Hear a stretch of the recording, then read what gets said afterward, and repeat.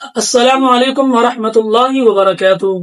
ناظرین کرام، آج ہم نماز کے واجبات کے بارے میں بات کریں گے۔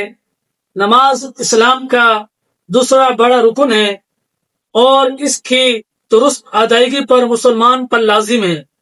اللہ تعالیٰ قرآن مجید میں فرماتے ہیں وَأَقِيمُوا الصَّلَاةَ، اور نماز قائم کرو۔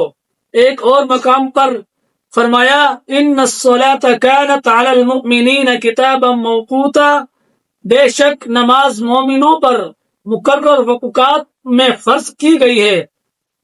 سورۃ النساء آیت نمبر 103 کے اندر حدیث صلی اللہ علیہ وسلم نے فرمایا، رسول صلی اللہ علیہ وسلم نے فرمایا صلو کما رأیتمونی اصلی، نماز اس طرح پڑھو جیسے تم نے مجھے نماز پڑھتے دیکھا۔ صحیح بخاری حدیث نمبر 631 کے اندر۔ اب آتے ہیں، آج ہم فقہ حنفیہ کے مطابق نماز کے 14 واجبات کو مختصر مگر واضح انداز میں سمجھیں گے۔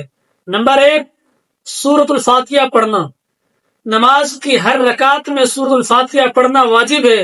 نمبر 2، سورۃ الفاتحہ کے بعد سورت ملانا فرض نماز کی پہلی 2 رکعتوں اور وتر سنت اور نفل کی ہر رکعت میں سورۃ الفاتحہ کے بعد کم از کم 3 چھوٹی آیتیں یا 1 بڑی آیت پڑھنا واجب ہے۔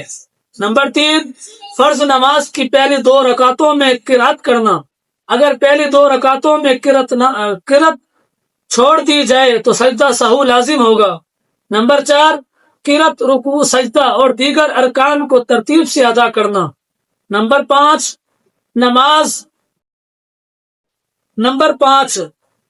ہر رکن کو اطمینان کے ساتھ ادا کرنا۔ تعدیل ارکان، رکوع، قوما، سجدہ اور جلسہ میں اچھی طرح ٹھہرنا واجب ہے۔ نمبر 6، پہلے قاعدے میں قاعدہ اولا کرنا۔ 3 یا 4 رکعت والی نماز میں دوسری رکعت کے بعد بیٹھنا واجب ہے۔ نمبر 7، قاعدہ اولا میں صرف تشہد پڑھنا، تشہد کے بعد فوراً تیسری رکعت کے لیے کھڑا ہونا چاہیے۔ نمبر 8، آخری قاعدے میں تشہد پڑھنا، نماز کے آخر میں التحیات پڑھنا واجب ہے۔ نمبر 9، لفظ السلام علیکم ورحمۃ اللہ کہہ کر نماز ختم کرنا، پہلا سلام واجب ہے۔ نمبر 10، وتر کی نماز میں دعائے قنوت پڑھنا، وتر میں رکوع سے پہلے دعائے قنوت پڑھنا واجب ہے۔ نمبر 11، دعائے قنوت کے لیے تکبیر کہنا، وتر کی تیسری رکعت میں دعائے قنوت سے پہلے اضافی تکبیر کہنا واجب ہے۔ نمبر 12، عیدین کی نماز میں زائد تکبیر کہنا، عید الفطر اور عید الاضحیٰ کی نماز میں اضافی تکبیریں واجب ہیں۔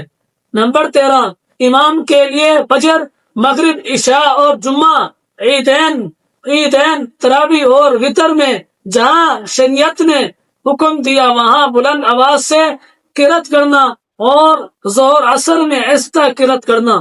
اسی طرح مقتدی اور منفرد بھی اپنی نماز کے احکام کی رعایت رکھیں۔